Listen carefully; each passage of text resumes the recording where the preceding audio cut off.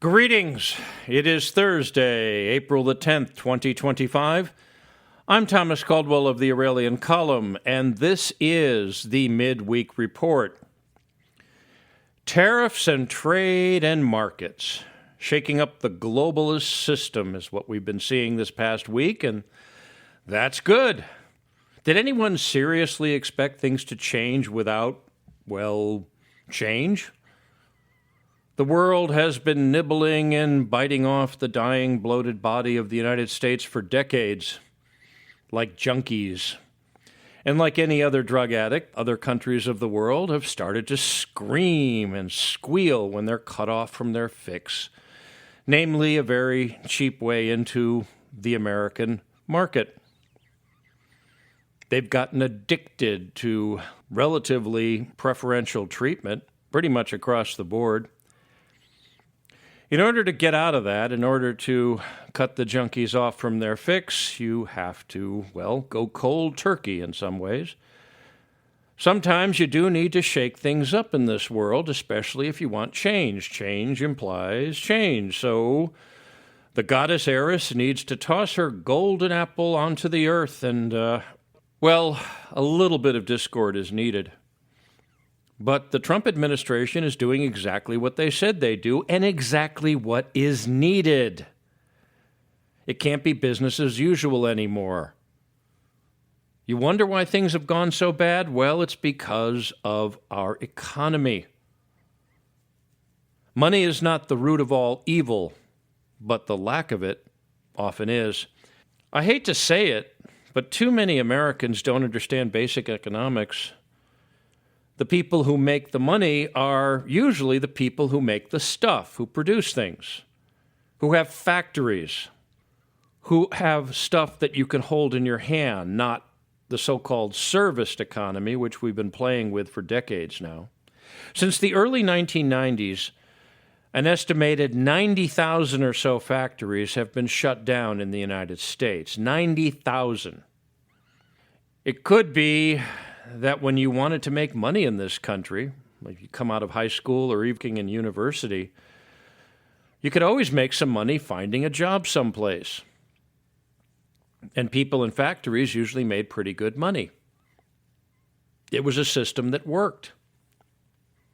It was not uncommon to find somebody who was a factory foreman living on the same street as someone who was a banker or a doctor or a lawyer. Trump's gambit is actually paying off. Everybody's willing to talk, and he has, of course, put a lot of these tariffs on hold, but he's demonstrated that the boss man has come home and that the U.S. is not going to be playing by the same lopsided rules as has been going on for some time. The exception, of course, is the People's Republic of China. They now have a 125% tariff or something to that effect. Wow. For quite some time, and for reasons which could best be described as either insane or treasonous, the leaders of the United States saw fit to transfer our nation's industrial base to our more aggressive competitor, a competitor in both economic and military affairs. Now, the leaders of China do not wish us well. They don't really wish anybody well. And their activities around the world have demonstrated that beyond any reasonable doubt. China is an ancient civilization, but anyone who has seen the history of that country in the last 100 years or so has seen how it's been taken over by Marxists, and among the worst forms of them, Maoists. Mao Zedong, of course, being the greatest mass murderer in human history. Now, this is going to be a good thing. It's going to hurt a little bit in the short run, but you can't cure somebody of a disease without taking bitter medicine. The only future this country has economically is if we start producing things again. We went to the moon in the 1960s and 70s, and every nut, bolt, and flake of paint on the spaceships in question were made in the United States. We can't do that anymore. The future belongs to those who can produce. It always has. Throughout history, if you didn't produce something, well, you're pretty much worthless. That's why in some cultures, the merchants were lower on the caste system than the farmers were, or the craftsmen. So, hold on to your hats. It's going to be an interesting ride. It's not going to happen overnight, and no fatal disease has ever been cured without a good long recovery period. In other news, yesterday the Department of Homeland Security announced that anyone wishing to enter the United States and become a permanent resident or a citizen is going to have their social media scrutinized for what they are describing as anti-Semitism, which, of course, is defined as hatred of people who are Jewish, even though there are other Semite people. But what this is translating into is someone that doesn't agree with Israel. You notice how that's been going lately. If you don't agree with Israel, if you condemn Israel for something it's done, well, you're anti-Semitic. You hate all Jewish people. It's one thing to not let people into your country who are showing bigotry towards others. Now, it's not a bad idea at all. If someone is applying to come to live in the United States and they hate certain ethnic groups, they don't like certain types of people, well, unfortunately, the U.S. is a big mix of people from all over the world, all different religions, all different cultures. And if you don't have a level of tolerance, you really won't fit in here very well, which explains why we have so much garbage going on. We have people from the Middle East who don't like Christianity, or people who are Christians coming in who don't like this or that. I mean, that's not cool. But why should it apply to only one ethnic group, such as people who are Jewish? If people come into this country and hate white people, for example, should we allow them in? There are university professors who think that European peoples need to be exterminated. We can't kick them out if they're already born here, but really, it's one thing to say we are not going to allow anybody in the country to come in, get a green card, and become citizens if you have a level of intolerance towards other peoples. But if you just single out people that don't agree with Israel, well, that is over the line. It really is. I've known many Jewish people in my life who did not like Israel and certainly didn't agree with it. That certainly didn't mean that they hated themselves, and sadly, this is the biggest fault of the Trump administration. The United States should be what comes first, not another country, not another country's interests. Americans have been meddling in the Middle East for far too long, and it has to end. 9/11, it could be argued, would not have happened had the U.S. kept an even hand in its dealings in that part of the world. That's an inconvenient truth, but it's still a truth. We've been playing a very bad game for too many decades, and we have to go back to being, well, a neutral player. It's bad enough that we didn't try to stop the war between Russia and Ukraine, we being the United States. Do you know that back in the early 1980s, when Argentina and Britain were going at each other, then Secretary of State Alexander Haig did his very best to prevent it. He shuttled back and forth all the time. We used to be into solving problems, not creating them or certainly contributing to them. And the only way you can do that is if no other country is going to influence you. We are the people who should be influencing others. This is something the Trump administration is going to have to change direction on. Otherwise, there's going to be a backlash in this country that would be, well, it won't go into a good place.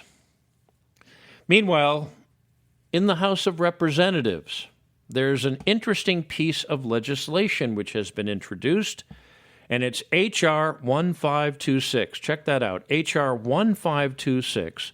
It's called the No Rogue Rulings Act, or NORA, N-O-R-R-A.